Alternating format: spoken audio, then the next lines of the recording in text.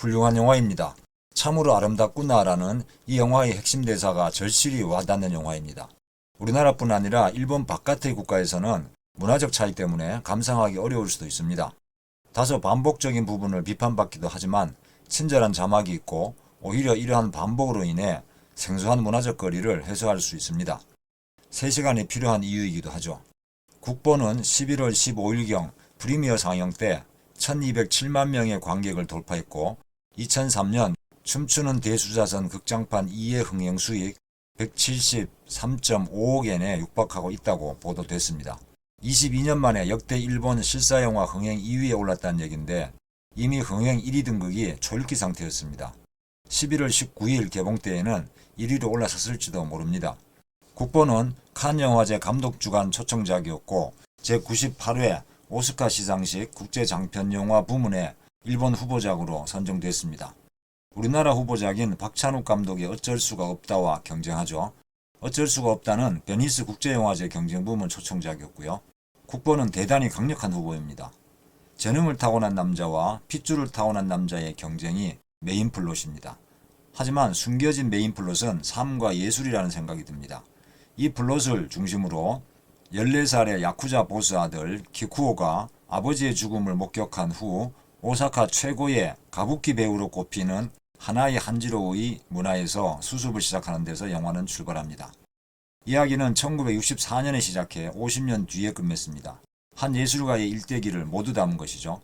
제목 국보는 일본 문부과학성이 특정 예술이나 기계의 대가에게 수여하는 인간 국보를 뜻하는데 우리식으로 말하면 인간 무형문화재를 말하죠.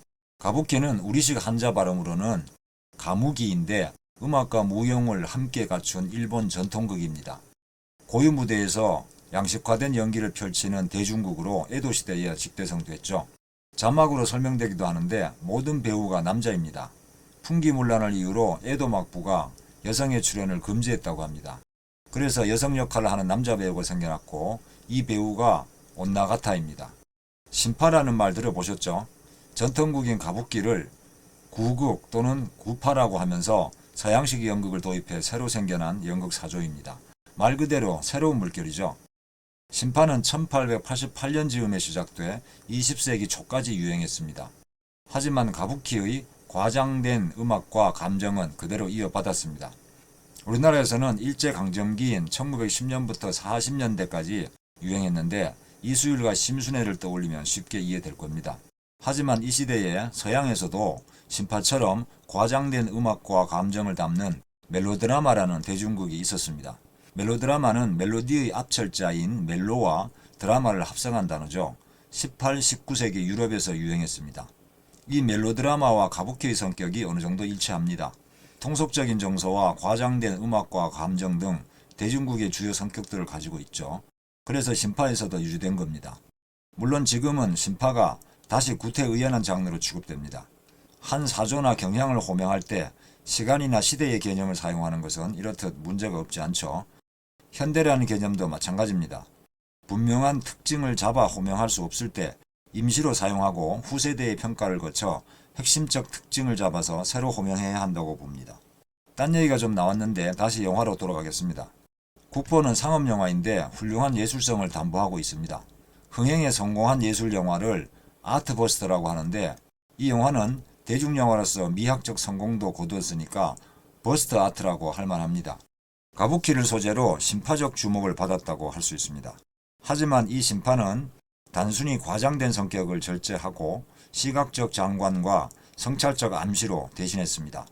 더 재팬 타임스에 따르면 가부키 세계를 무대로 한 영화는 드문데 제대로 구현하기가 워낙 어렵기 때문이라고 합니다. 특히 온나가타가 대표적이죠. 1995년 다니엘 슈미트의 기록된 얼굴과 2004년 다카야마 유키코의 도성사의 아가씨라는 두 편이 있는데 실제 온나가타를 캐스팅했다고 하죠. 국보는 제1교포 3세인 이상일 감독이 연출했고 요시다 슈이치의 동명소설이 원작입니다. 우리말로도 번역되어 있습니다. 길어서 상하편 2권이죠. 소설이 길어서 영화도 긴가 봅니다. 두 사람의 인연은 이상일 감독의 전작인 악인과 이어집니다. 이 작품 역시 요시다 슈이치의 동명소설을 원작으로 합니다. 소설을 원작으로 한 경우는 일단 시나리오가 탄탄하죠. 이상일 감독은 일본에서 태어나 자란 교포 3세인데도 한국 이름을 그대로 쓴다고 합니다. 피와 재능의 갈등이라는 이 영화의 주제가 이상일 감독의 삶과 연결되는 지점입니다. 실제 이상일 감독도 한 인터뷰에서 한국 관객이 이 지점을 더 밀접하게 느껴준다면 감사할 것이라고 한 적이 있습니다. 국보의 스태프도 대단합니다. 가부키 무대의 화려함을 잘 표현한 미술감독은 킬빌 1편과 헤이트풀 8편의 다네다 요헤이이고, 촬영감독은 이상일 감독과 파친코 2에서 함께 작업하기도 했고 가장 따뜻한 색 블루로 유명한 소피안 엘파니입니다. 이상일 사단이라고까지 하긴 어렵지만 배우도 와타나베 켄은 용서받지 못한 자 분노에서 이상일 감독과 함께 했습니다. 재능인가 혈육인가 라는 가시적 갈등으로 표현했지만 이 영화의 근본적 질문은 예술인가 무엇인가입니다.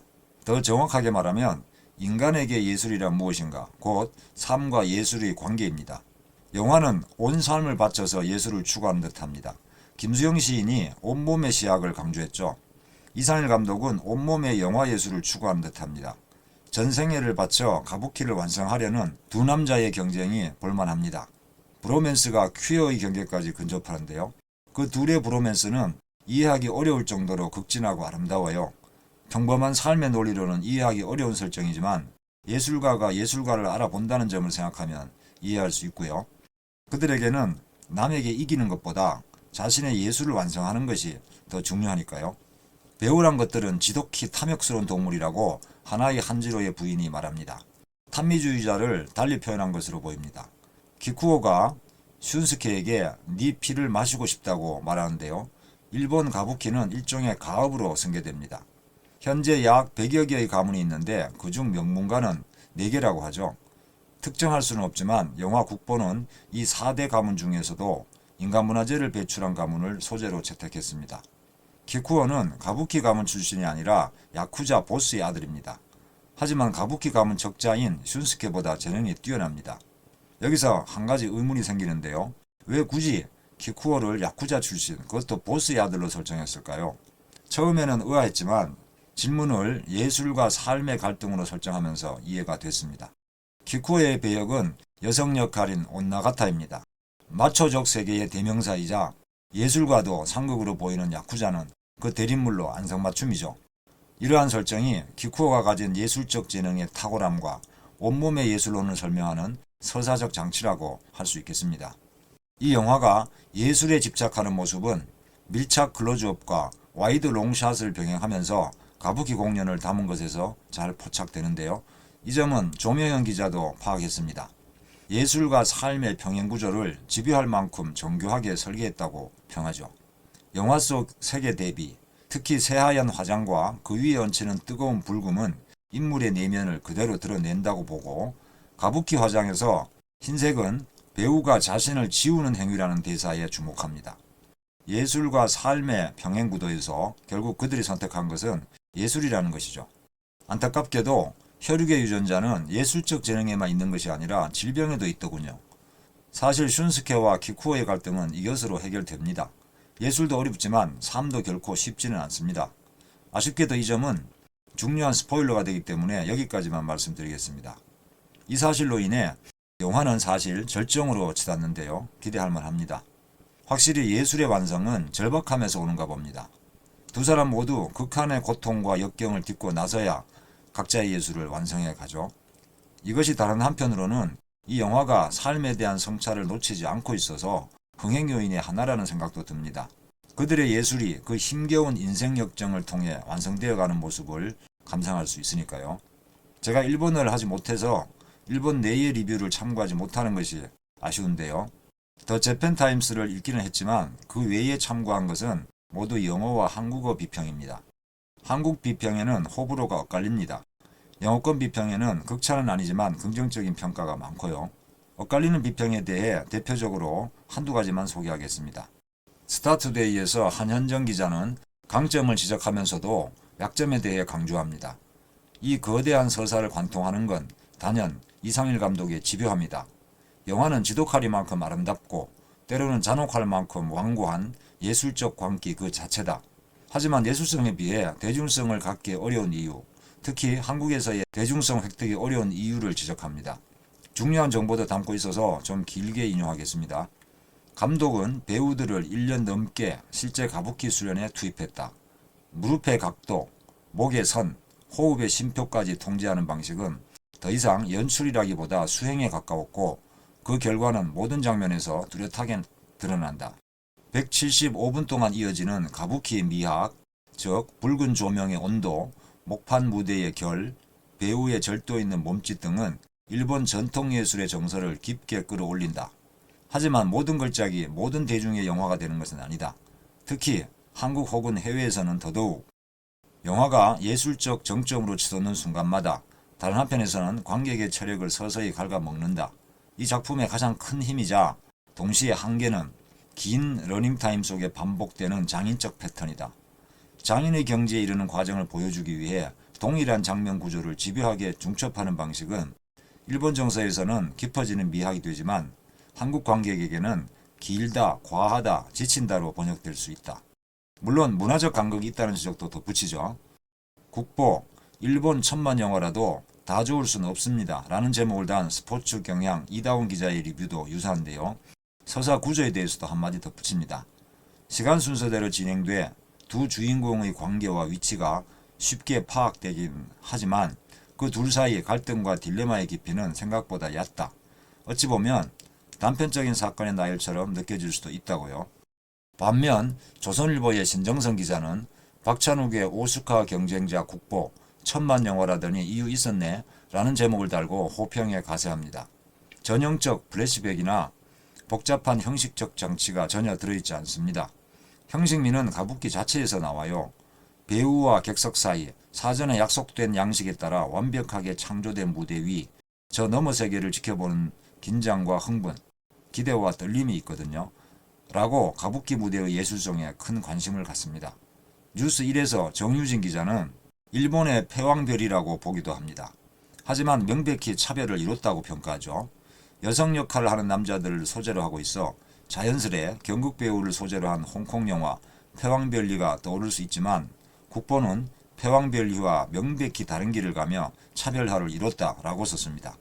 더 할리우드 리포터에서 린든 평론가도 긍정적인 측면을 강조하는데요.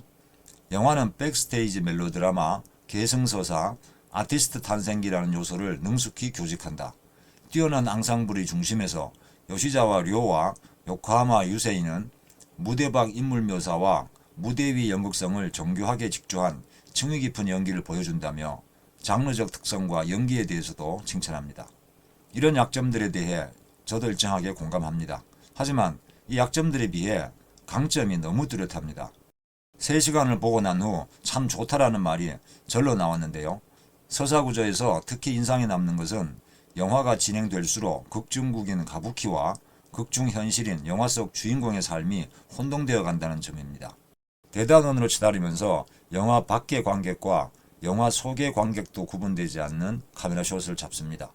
후반부에서 줄곧 던져지는 수수께끼가 하나 있는데요. 아키코가 키쿠오에게 물어보죠. 도대체 뭘 보고 있냐고. 과연 키쿠오가 보는 것은 뭘까요? 관객은 눈치챌 수 있습니다. 먼지, 티끌, 별, 눈. 아버지의 죽음과 연결된 눈은 결국 티끌이나 먼지로 날다가 별빛으로 빛납니다.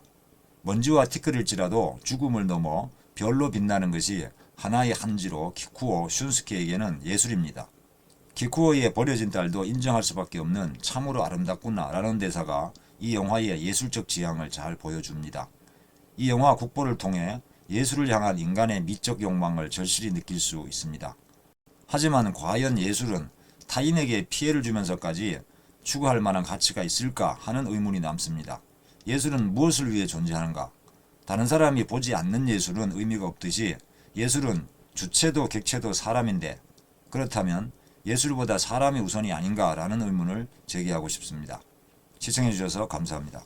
悪魔と取引してたんや。